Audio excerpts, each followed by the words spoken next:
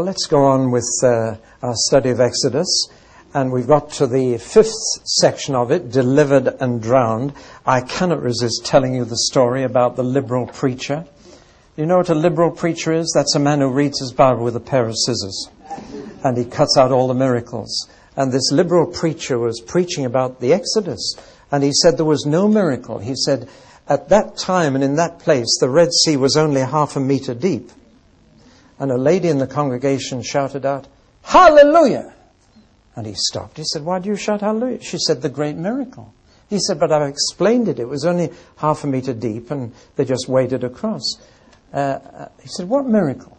She said, "Drowning the Egyptian army in 0.5 meter water." Whichever way you look at it, it was a miracle. Having said that, let's look at the practical side of it. And first of all, the question of which was the route they took out of Egypt into the land of Canaan. There are 3 possibilities, which you will find in various commentaries and Bible books. The first is what's called the northern route, that they left Goshen here, and they went through this row of sandbanks. These are sandbanks in a shallow part of the Mediterranean, and they crossed the sea there. The Mediterranean they crossed, says this theory, and couldn't be followed by the chariots across the sandbanks. If you look at a map of Egypt, you'll find those sandbanks marked. And this is called Lake Sabonis inside. And then went on to Kadesh Barnea. That's one theory. The second theory is that they went straight across to Kadesh Barnea. That's the middle theory. But there was a line of fortresses roughly where the Suez Canal is. The Egyptian had a very strong defense line here against any invasion from the east, and they would have had to get through that line of fortresses, which is, I think, unlikely. They weren't armed and they weren't able to fight.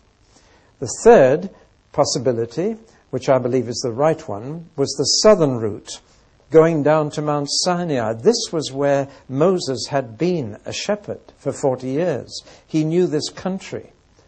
And it was down here that I believe he led them, and certainly Jebel Musa, as the mountain is called today, is the one in long tradition where Moses received the 10 Commandments. Sadat, the president of Egypt, wanted to build a building on top of Mount Sinai that would combine a Jewish synagogue, a Muslim mosque, and a Christian church in one building, but he was assassinated before that could happen. But all the tradition in the Middle East puts Sinai down here. But let's look at this area in greater detail, because this might explain something. The Bible doesn't say that God divided the Red Sea. What it does say is that he sent an east wind which divided the Red Sea. Now, how could an east wind divide a sea? That's the question that many have asked. Well, let's look at that area in a little more detail. The Great Bitter Lakes were actually joined up to what we call the Red Sea in the olden days, and they were joined up by a shallow sea called the Reed Sea. And in fact, the Hebrew is much more likely to be the Reed Sea than the Red Sea. Here is what we now know as the Great Bitter Lake, but in those days it was joined up through this marshy channel called the Reed Sea. The fortified line came right down to the Bitter Lake. The Israelites left Goshen and came south because Pharaoh would only let them go into the desert, thinking he could always bring them back from there. So you can imagine them camped here, hidden by a cloud. God sent a cloud to hide them from the Egyptian army approaching from that side. Now, if this was where they crossed, then 2 natural forces could have divided it.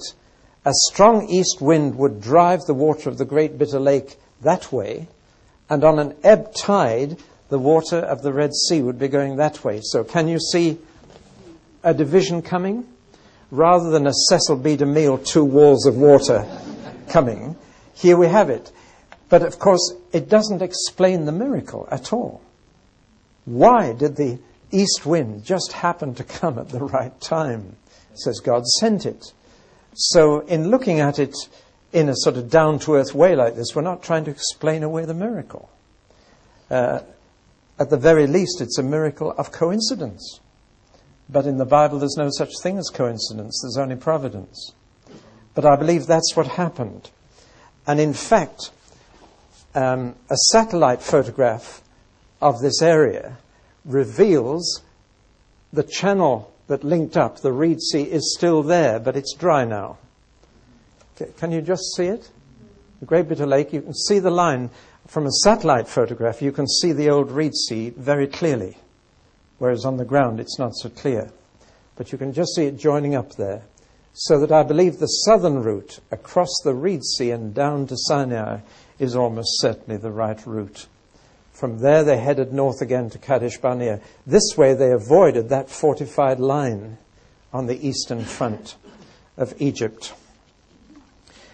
To me, the striking fact about this crossing of the Red Sea or Reed Sea is the fact that it happened on the third day after the Passover lamb was killed. Their liberation came the third day after the Passover lamb died. Even more striking, and this will cause you to think, the book of Exodus tells us the very hour when the Passover lamb had to be killed. And that had to be killed in the midst of the afternoon on the day before the Passover, which is 3 p.m., the midst of the afternoon. You following me? Passover lamb dies at 3 p.m. On the third day after that, they finally escape. And they're free of Pharaoh and will never see him again. Beginning to see things. Well, we'll see more as we go on. Let's now move on to the next section. I have to go back to the original. Provided and protected. They are now in a place where there is no support for human life, except a few Bedouin. It is certainly not a place to take 2.5 million people, plus animals. There would be both external problems and internal problems which Moses had to face. The external one was food and water. Where do you get enough food and water? The answer is God had to provide it. And he provided food for them in the form of little round pieces of whatever lying on the desert floor every morning. And when they harvested it, they found it was edible. They gave it a name. They called it, what is it? In Hebrew, manna. But it means, what is it? What's for breakfast, Mummy? What is it? What are we having for lunch? What is it?